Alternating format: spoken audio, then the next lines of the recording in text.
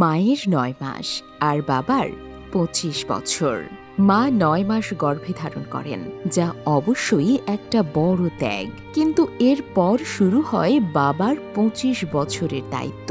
বাবার জন্য এটা একটা নিরন্তর যাত্রা, যেখানে তাকে সন্তানের খাবার, পোশাক, শিক্ষা এবং সার্বিক কল্যাণের জন্য অর্থনৈতিকভাবে সমর্থ হতে হয়। বাবা কখনো সন্তানের জন্য কষ্ট করতে পেছনে ফিরে তাকান না। তাই বলা যেতে পারে মায়ের ত্যাগ শারীরিক আর বাবার ত্যাগ আর্থিক ও মানসিক। ২. মায়ের বিনা বেতনের কাজ আর বাবার বেতনের ব্যয়। মা ঘরের কাজ করেন বিনা বেতনে, যা অবশ্যই অমূল্য, কিন্তু এই কাজ বাড়ির ভেতরে সীমাবদ্ধ। বাবা বাইরে কাজ করে টাকা আনেন এবং সেই টাকা দিয়ে পুরো সংসারের চাহিদা পূরণ করেন।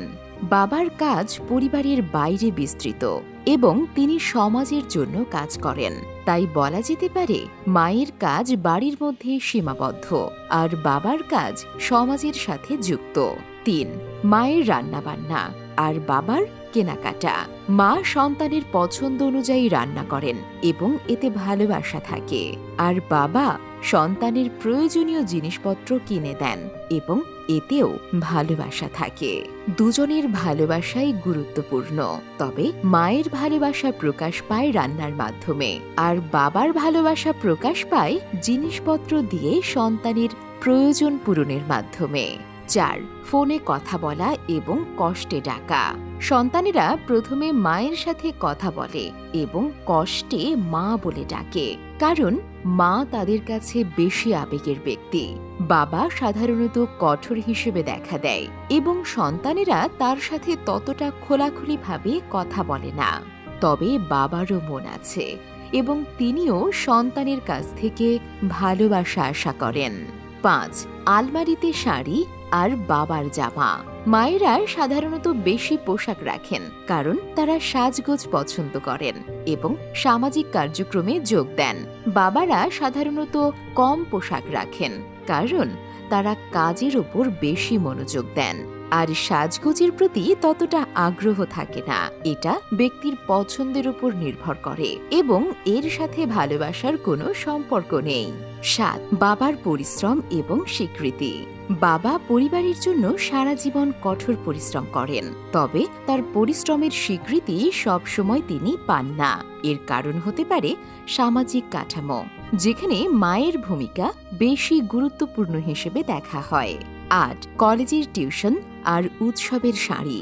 মা সন্তানের শিক্ষার জন্য চিন্তিত থাকেন এবং সাথে নিজের জন্য একটা শাড়ি চান। এখানে দুজনের চাহিদাই গুরুত্বপূর্ণ। বাবার উচিত সন্তানের শিক্ষার ব্যবস্থা করার সাথে সাথে মায়ের চাহিদার প্রতিও দোষ দেওয়া উচিত নয়। ৯. বৃদ্ধ বয়সে বাবা মায়ের ভূমিকা। বৃদ্ধ বয়সে মা যদি ঘরের কাজ করতে পারেন, তাহলে তাকে উপকারী হিসেবে দেখা হয়, কিন্তু বাবা যদি কাজ করতে না পারেন, তাহলে তাকে অকেজো হিসেবে দেখা হয়। এটা একটা ভুল ধারণা। বৃদ্ধ বয়সে মা বাবা উভয়ের প্রতি সম্মান এবং যত্ন নেওয়া উচিত। ১০. বাবা পেছনে, কারণ তিনি মেরুদণ্ড। বাবা পরিবারের মেরুদণ্ড এবং মেরুদণ্ড শরীরের পেছনে থাকে, তাই বাবাকেও অনেক সময় পিছিয়ে থাকতে হয়, কিন্তু তিনি পরিবারকে টিকিয়ে রাখেন এবং সকলের ভরসার স্থল হন। এই কথাগুলো আমাদের দৈনন্দিন জীবনে ঘটে থাকা বিভিন্ন পরিস্থিতিকে একটু ভিন্নভাবে ব্যাখ্যা করে। আমাদের উচিত মা বাবা উভয়ের প্রতি সম্মান এবং কৃতজ্ঞতা প্রকাশ করা এবং তাদের ভূমিকাকে সমানভাবে মূল্যায়ন করা।